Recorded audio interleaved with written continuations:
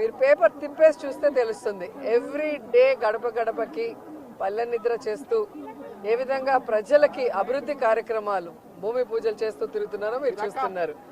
అలాగే cabinet meetings కానీ లేదా పార్టీ కార్యక్రమాలు ఏవైనా కూడా ఎప్పుడూ ఫస్ట్ వరుసలో నేనే ఉంటా.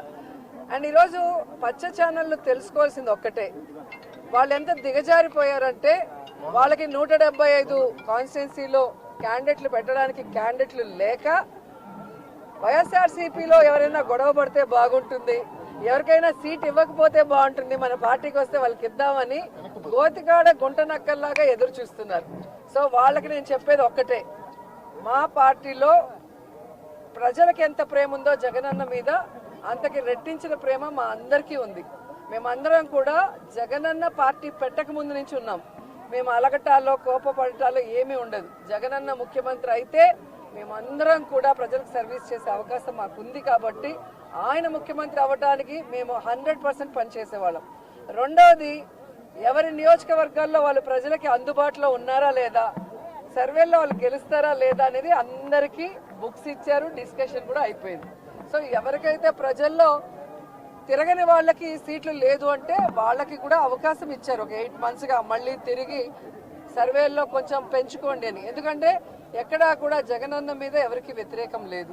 ఎందుకంటే దేశంలో ఏ రాష్ట్రంలో ఏ ముఖ్యమంత్రి చేయనటువంటి విధంగా, ఈ ఆంధ్రప్రదేశ్లో కూడా గతంలో ఏ ముఖ్యమంత్రి చేయనటువంటి విధంగా ప్రతి కుటుంబంలో ఎంతమంది ఉంటే అంతమందికి సంక్షేమాన్ని అందించారు. ప్రతి గ్రామ వార్డులకి ఈరోజు అభివృద్ధిని అందించారు. అలాగే వారికి ఆరోగ్యాన్ని అందిస్తున్నారు, వారి బిడ్డలకి ఈరోజు విద్యను అందిస్తున్నారు, ప్రతి ఒక్కరికి గౌరవంగా ఇళ్ల పట్టాలు ఇచ్చి ఇల్లు ఇస్తున్నారు. ఇంతకన్నా ఏ ముఖ్యమంత్రి దగ్గర ఎవరేం కోరుకుంటారు? ఇక్కడ ఎమ్మెల్యేలు కానీ మంత్రులు కానీ ఒకవేళ ప్రజలకు అందుబాటులో లేక సీటు లేకపోయినా ఆల్టర్నేటివ్ వాళ్ళకి జగన్మోహన్ రెడ్డి గారు ఏం చేయబోతున్నారో కూడా చెప్తున్నారు.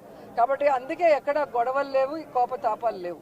అండ్ నా విషయానికి వస్తే, నగిరిలో రోజాకి సీటు లేదు అంటే ఆంధ్రజ్యోతి రాధాకృష్ణ నించుంటాడా లేదా రామోజీ నించుంటాడా? ఆన్సర్ చెప్పాలి. ఈరోజు చంద్రబాబు నాయుడుకి ఒక చోట నించుండే దానికి దమ్ము లేదు, పవన్ కళ్యాణ్కి ఒక చోట నించునే దానికి దమ్ము లేదు. అందుకే రాబోయే ఎన్నికల్లో రెండు చోట్ల నించుంటామని చెప్పి సర్వేలు చేయించుకుంటున్నారు. మేము మా ప్రజలకి అందుబాటులో ఉన్నాం కాబట్టే ఈరోజు 2 సార్లు ఎమ్మెల్యేలైనాం, మంత్రులయ్యాం. సో ఖచ్చితంగా 2024 175కి 175 కొట్టబోతున్నాం. మేమందరం కూడా గెలవబోతున్నాం. మళ్ళీ ప్రజల ఆశీస్సులతో ప్రజలకి సర్వీస్ కూడా చేయబోతున్నాం అనేది పచ్చపత్రికలు తెలుసుకోవాలి.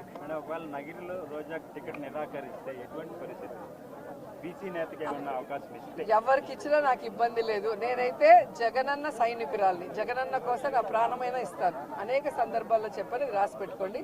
అండ్ ఎవరైతే సునకానందం పొందాలనుకుంటున్నారో రోజాకి సీటు లేదు అని ఒక స్టోరీ లేసి, అది మీకు కొన్ని రోజులకి మాత్రమే సునకానందం.